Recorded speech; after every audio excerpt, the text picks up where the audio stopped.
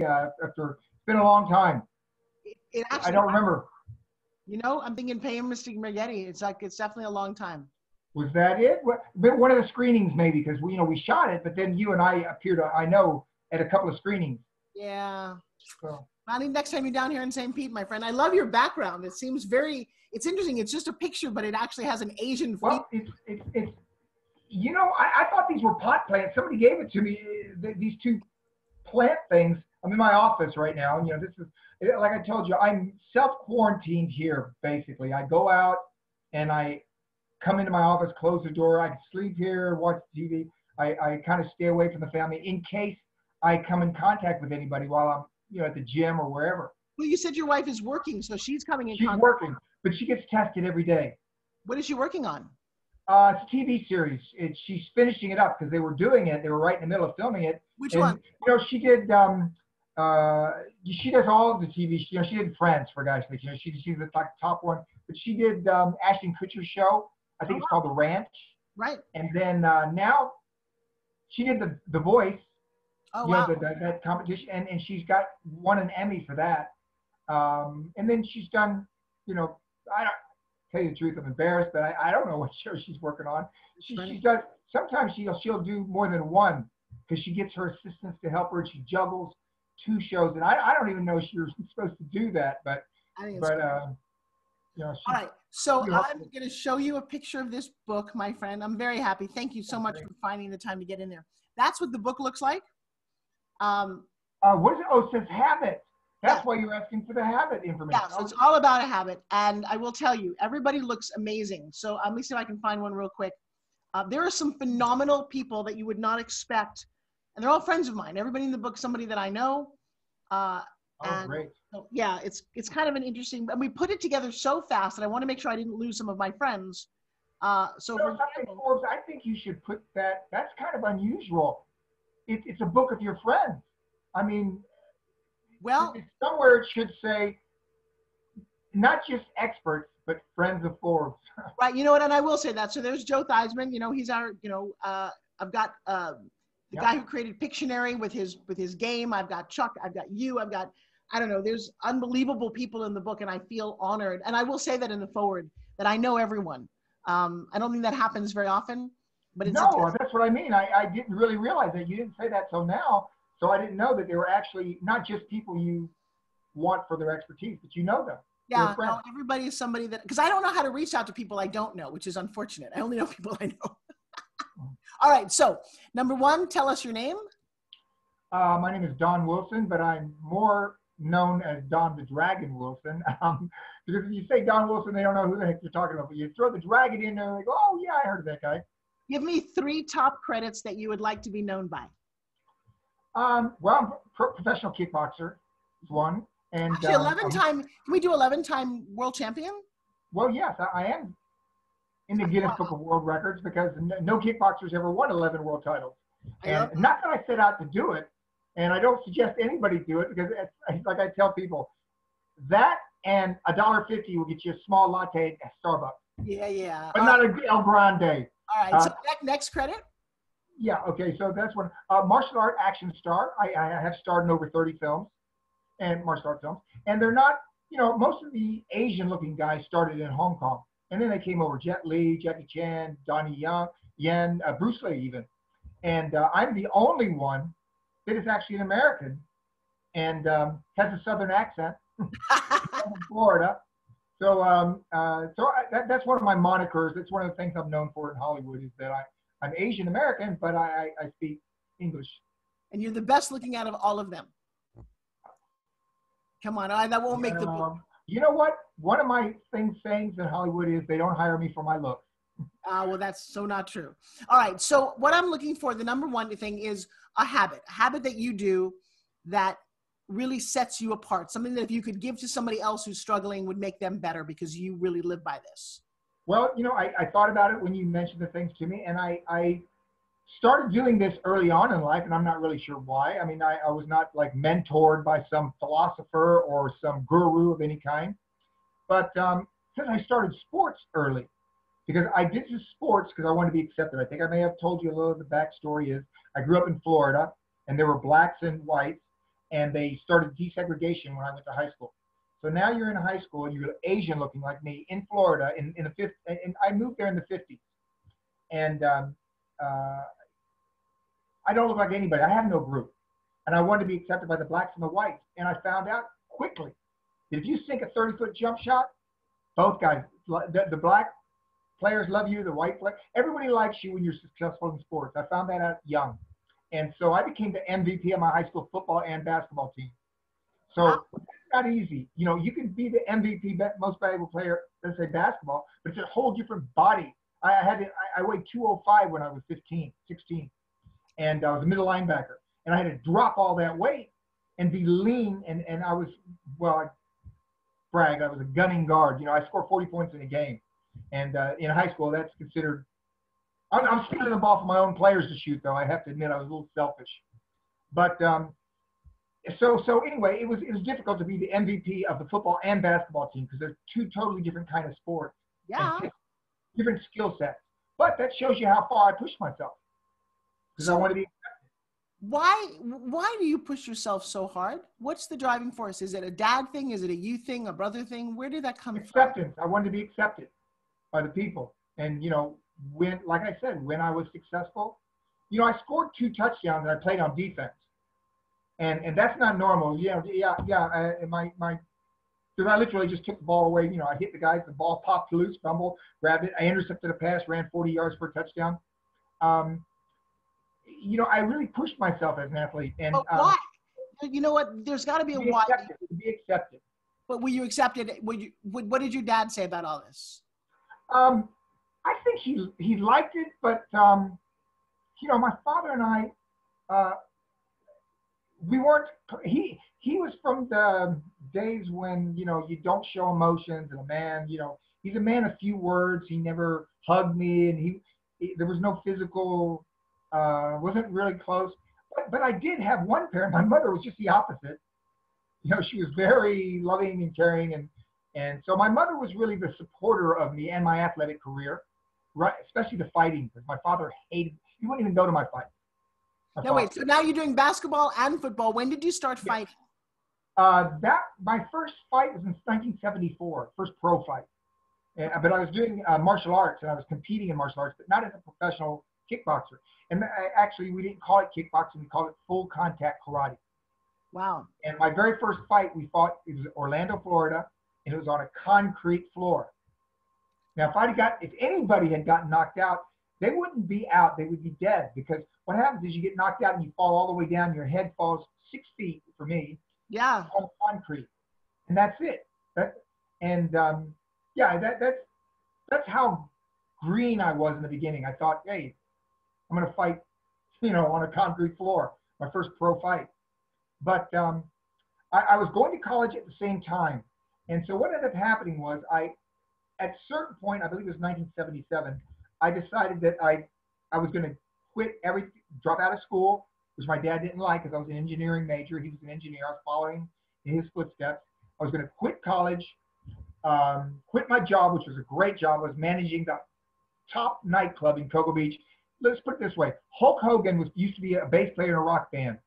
He comes into my club, he plays, he quits the band, and he works for me as a bartender. Now, that's Hulk Hogan. That's how, look, the astronauts used to come. The Miami Dolphins would drive from Miami to go to my club. Why? Well, there's some reasons I'd rather not tell. But it was like if you had Studio 54 in New York, people would say, well, why do you go there? Why is there a big line out there? Right. Same kind of thing. Now, I lived on top of the club in a penthouse. And I've been to Hugh Hefner's house. I've been to the mansion. Right. My apartment was built by the owner of the club for himself. Oh, wow. He got married, and his wife refused to let him go back into that. It was, look, I've used Elvis Presley's room as my dressing room at Caesar's Palace. I mean, I've had plush things. The penthouse on top of the nightclub. It took up the whole top of the nightclub. It was, and there was a spiral staircase that went up to it. And so I was 21 years old, and it was the disco era, the 70s. Right. And it was the last, I tell people it was the last promiscuous era of mankind. Because after that, the AIDS came in, and everybody started changing their attitudes and everything. But this was right after the 60s, you know, and it was this early 70s era with, bless you. And I was managing the top nightclub. I mean, you know, the astronauts came in there, but, you know, the New Orleans Saints, Houston Astros, it was famous for Central Florida. And I could climb on top of it and throw a rock and it would go into the ocean. That's how it was, right on the beach. Oh, wow. All right, so now fast forward, because I don't want to get you on that was in the 70s I started kickboxing. So then my life changed. I was not a partier. I was a professional athlete. And like I do everything else, I was obsessive. I trained. I look back now, I overtrained. You're going to do a competition that takes about 30 minutes to do. You don't need to spend 6 hours every day doing it. I didn't need to run 9 miles, you know, but I just trained. You know, I did the weight training, I did the aerobics training, the jumping rope, the hitting the heavy bag, the sparring, the hitting pads. I mean, it was my obsessive nature, but I did excel. You know, like you were saying, I didn't win a world title, which is an accomplishment itself. Right. Although I'll say this, I won my first title in 1980. Winning it, you think, oh, now everything. No, once you win it, you fight only the top contenders. Right. Whoever works his way up to #1, he wants that title. That's right. So now movies happened. How old were you when movies happened? Okay, the movie thing happened this way. Chuck Norris started going to my fights. I believe it was in 1978 he went to his first fight. So Chuck started coming to my fights. He announced them. He worked my corner. You know, we became friends. And he suggested that when I retire, move to LA, he said, you should get an agent and try to get into martial arts films. He said, because it's a great second career. I advise you to do it. Chuck was a fighter. Bruce Lee put him in one movie. Chuck went and just started doing his own thing. And then this was before Walker, Texas Ranger, but he was very popular as a,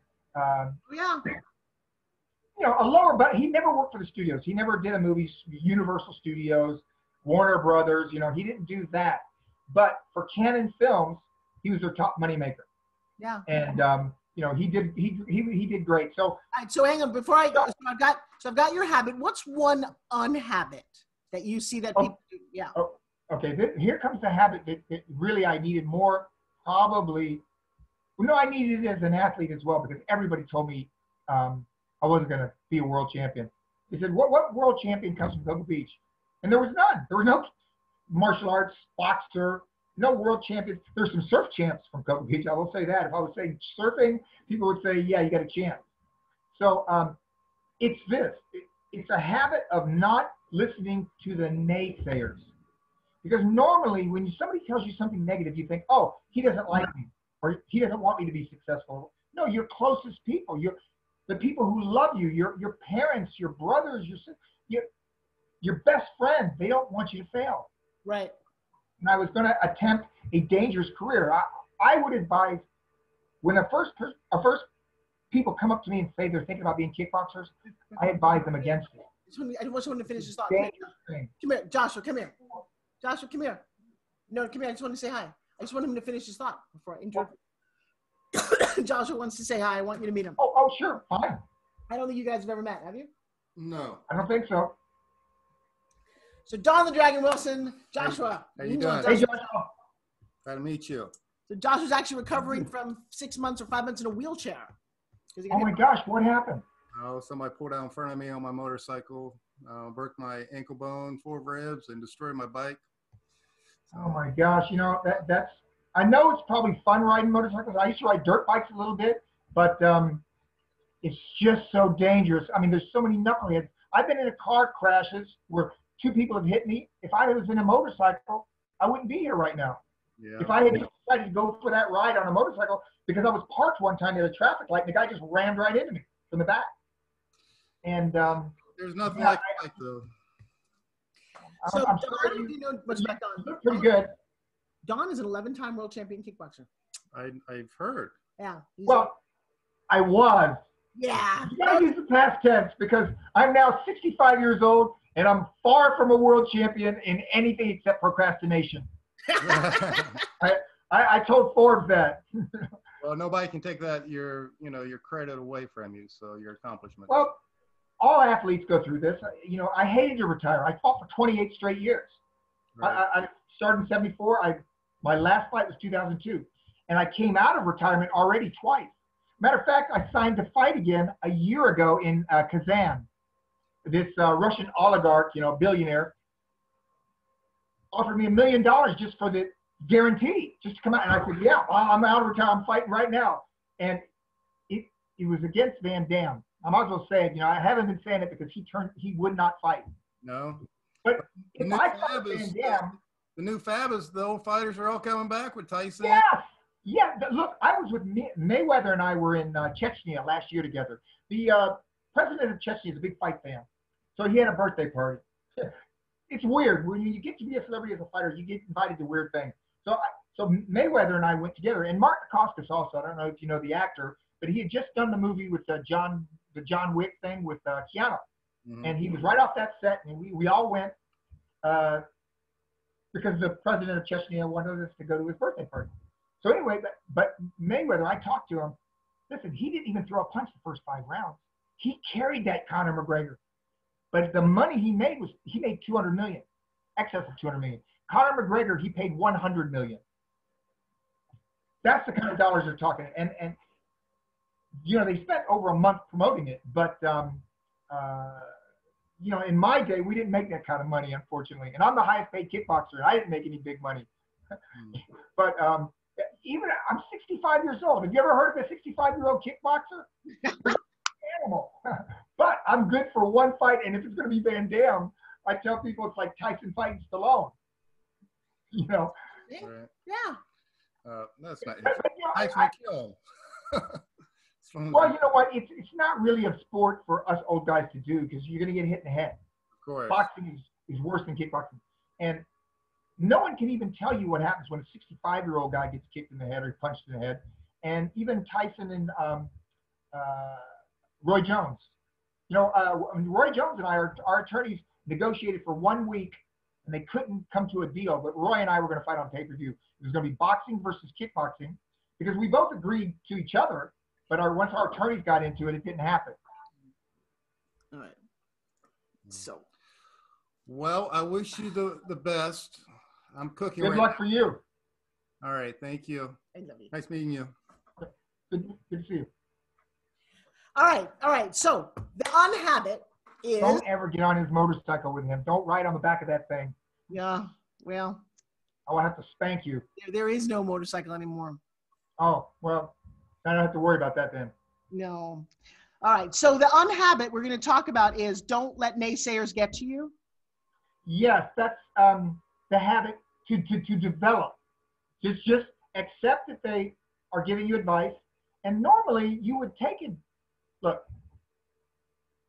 I would never be a naysayer to a kickboxer because if I can, I am more likely to say if I can do it, anybody can do it. I don't want to make myself exceptional in any way. No. I was born with a certain amount of attributes, but you have to do the road work. You have to do the training and go to the sources of the knowledge. Because, you know, I did what Bruce Lee said to do. I cross-trained. I trained with everybody.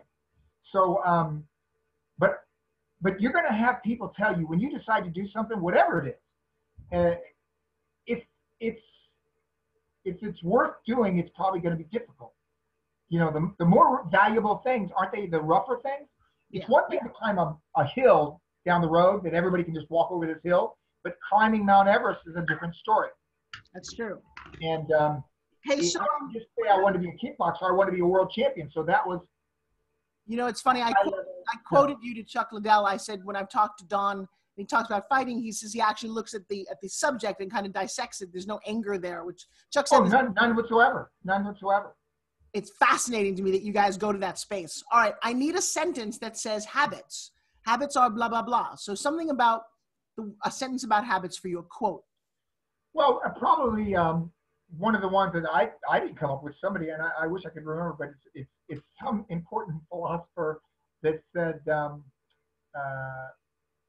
excellence is to reach excellence in anything, you have to develop the habit. It's a habit of attaining excellence. Like, you don't just want to have a good jab, you want to have an excellent, the best jab. You don't want a right hand, you want the best right hand formed by habit.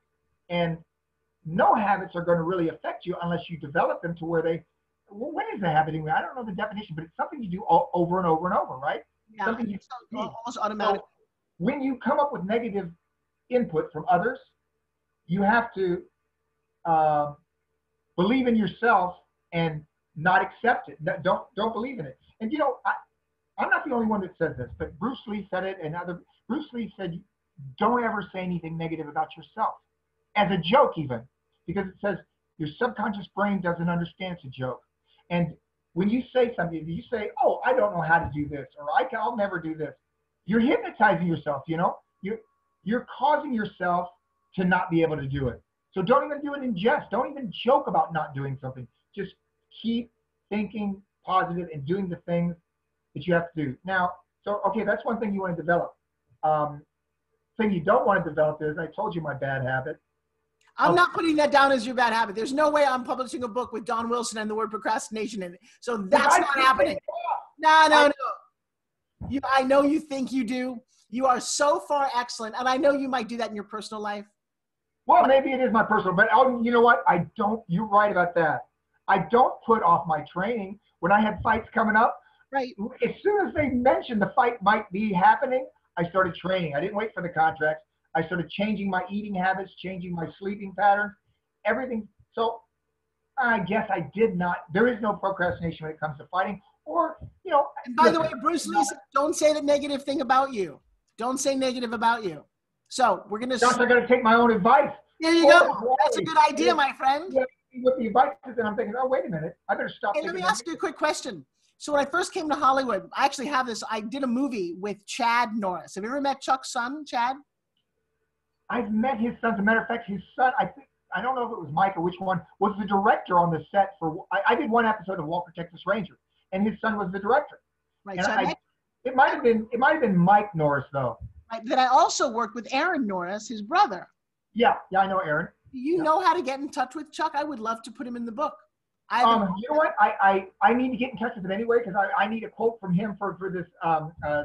It's a movie being done about me and my brothers, our relationship.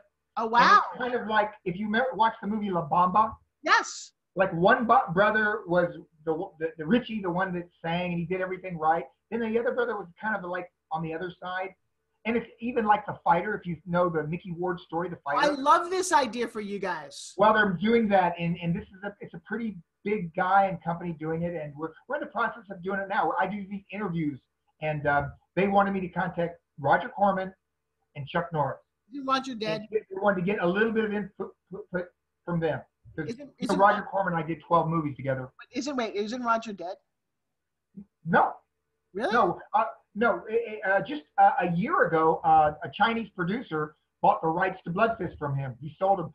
But the Chinese producer contacted me, and he wouldn't buy the rights unless I would appear in it. And so. So two things. One, did you find Cynthia's phone number? Oh no, I procrastinated. Procrastinating. No. I left. As soon as I left, and I came back, and No, I'll get Cynthia's and Bo's because I have them both. All right. And then if you can get. Oh shoot, I don't have Cynthia's right here, but because you know what? I haven't talked to him or his brother. His brother was amazing to me when I first got there, and like I said, this movie that I did with Chad, years and years and years ago. No, I'm sorry, it's not Chad.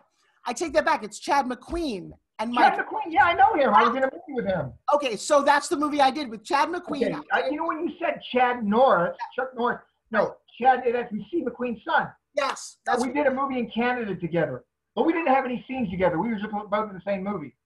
All right, let's get Chuck because that would be cool. I'd like to say hi to Aaron. I mean, that's how I started in Hollywood. I don't know, just a thought, but at least Cynthia and Bo would be a good start. I got to run to go teach a class. I think. And I'll get you those numbers and get back to you. Otherwise, I'll get you. Send it to you. All right, you. Do I have your email, right? Give me your email. Oh, ddragonw@AOL. So the two D's are right next to each other. ddragonw@AOL. I got you, brother. Thank you so much. Please send me an email so I can send you one back. Okay, bye.